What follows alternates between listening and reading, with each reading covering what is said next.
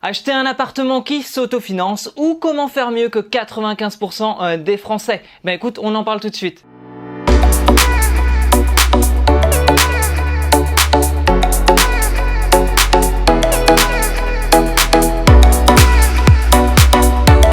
Moi c'est Nico du blog Oser Investir, j'investis dans la colocation à distance et sans CDI. N'hésite pas à t'abonner à ma chaîne YouTube, tu as une petite cloche aussi que tu peux actionner pour être au courant de toutes mes prochaines vidéos.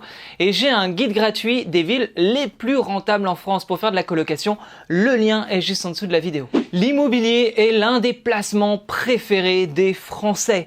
Mais alors comment bien faire les choses? Et finalement un appartement, un bien qui s'autofinance, et ben qu'est-ce que c'est? Et puis comment le trouver? Parce que en fait, c'est ça la bonne question, c'est-à-dire que le bien qui s'autofinance, c'est une chose, et même faire mieux qu'un bien qui s'autofinance, c'est encore une autre chose, et où aller trouver ce bien parfait qui te fera gagner de l'argent. En fait, pour la plupart des personnes, avoir un bien qui s'autofinance, c'est déjà bien, c'est-à-dire que, tu sais, la personne un peu classique, le bon père de famille, qui vont parler comme ça dans les repas, on va entendre parler de biens immobiliers, de biens qui s'autofinancent, et puis en fait, quand tu commences à parler avec ces gens-là, tu te rends compte que, non, ces biens ne s'autofinance pas vraiment et qu'il y a même ce qu'on appelle un effort d'épargne, à savoir que les gens mettent la main à la poche pour payer le crédit et puis le bien ne s'autofinance pas du tout avec le locataire en place. Imagine tu achètes un bien et la mensualité de crédit est de 600 € par mois et tu loues ce bien, cet appartement à 500 € par mois.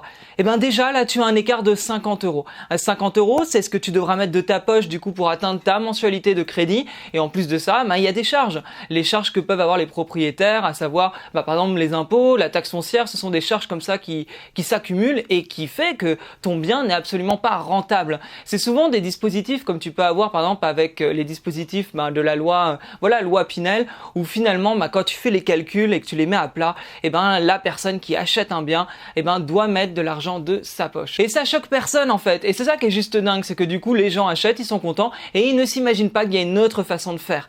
Celle des investisseurs rentables. Comment faire mieux que 95% des Français? Dans l'immobilier locatif comme je l'entends et comme je le fais, je cherche des biens qui s'autofinancent, mais des biens qui me rapportent de l'argent chaque mois. Je te donne un exemple avec l'un de mes appartements où je paye 520 € de crédit et j'ai une rentrée locative de 1560 € par mois.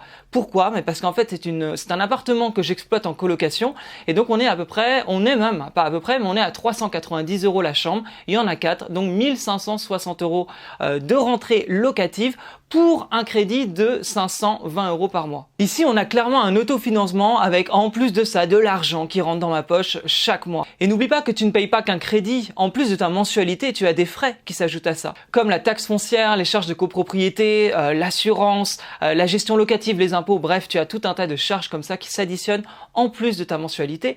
Et donc le but, c'est que la rentrée d'argent locative, le loyer que tu reçois, puisse couvrir tous ces frais en totalité et te rapporte de l'argent. Le bien dont je te parlais là, donc cette colocation avec 1560 € de rentrée locative pour un crédit de 520 €, en fait, il faut te dire qu'à la fin, net dans ma poche, net d'impôts, il me reste 730 €. D'ailleurs, si tu veux savoir comment se calcule cet excédent de trésorerie, ce qu'on appelle le cash flow, tu peux regarder. Tu as une vidéo qui va s'afficher juste là où je t'explique comment calculer le cash flow en détail. Mais alors, comment trouver un bien qui réellement s'autofinance, qui te ramène de l'argent chaque mois?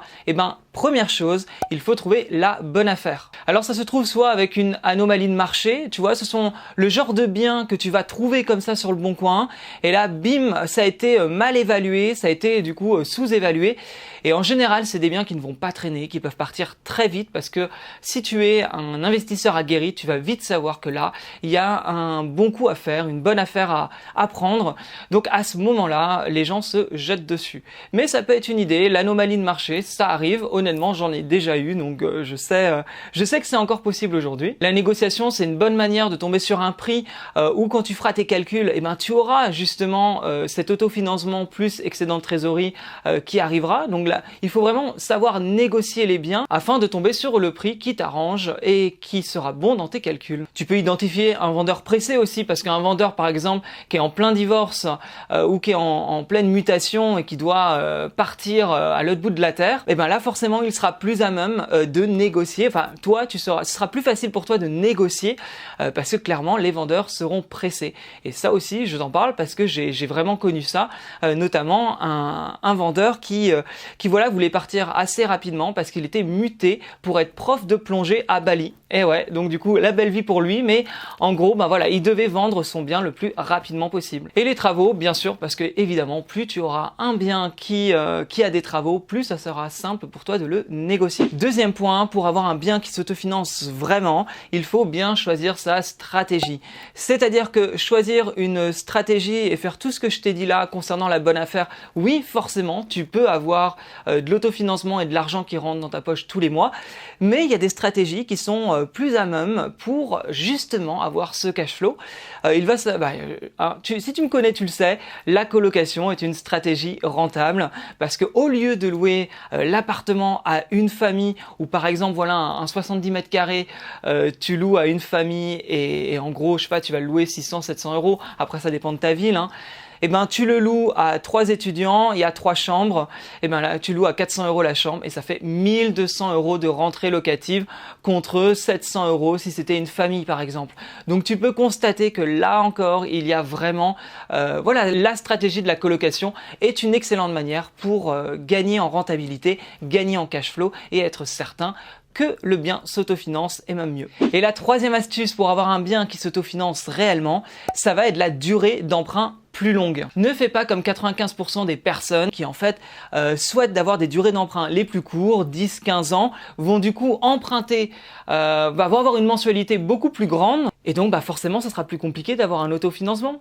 Alors que finalement, si tu allonges ton crédit sur 20-25 ans, ta mensualité de crédit sera plus basse, ton loyer sera élevé et ça permet d'avoir un autofinancement réel et en plus de tirer de l'argent chaque mois. C'est la stratégie utilisée par les investisseurs rentables pour gagner de l'argent aujourd'hui et non pas gagner de l'argent dans 15 ans. Non, le but c'est que tu gagnes de l'argent aujourd'hui chaque mois et ne pas attendre des années. Si tu mets en place ces différentes choses, je peux t'assurer que tu n'auras aucun problème du coup pour trouver des biens qui s'autofinancent et qui te dégagent de la trésorerie chaque mois, du cash flow que tu pourras mettre dans ta poche tous les mois. Il n'y a pas vraiment de secret à ce niveau-là, c'est cette stratégie qu'il faut utiliser. Qu'est-ce qui se passe dans un cas comme ça? Et ben en fait, tu as un locataire qui finance ton bien et qui en plus te donne de l'argent chaque mois que tu peux mettre dans ta poche. Et qu'est-ce que tu fais avec cet argent? Et ben tu peux passer plus de temps avec ta famille, tu peux voyager davantage, aller dans de superbes restos, peut-être étoilés, vraiment voyager, profiter de la vie, profiter du temps en fait pour toi, pour les autres. Qu'est-ce qui aujourd'hui réellement te ferait plaisir? Avec l'immobilier, on a cette chance, tu peux apprendre à te créer des revenus passifs, à vivre mieux, à être plus libre. Donc profites-en. J'espère que cette vidéo t'a plu, n'hésite pas à me laisser un petit pouce bleu si c'est le cas. Et puis toujours pareil, tu peux t'abonner à ma chaîne YouTube. Et puis je te dis à très bientôt pour une nouvelle vidéo. Allez, salut!